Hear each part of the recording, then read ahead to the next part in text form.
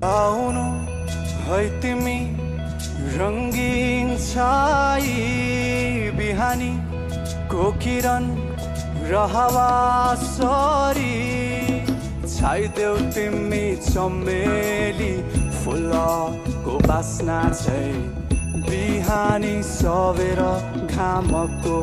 किरण चाहिँ चाल पाइला सँगसँगै टप्प टप्प हिँडेर कोर्नु छ कथा हाम्रो गन्तव्य पुगेर सँगसँगै पाइला चालौन जुनी भरि मेरै हुनु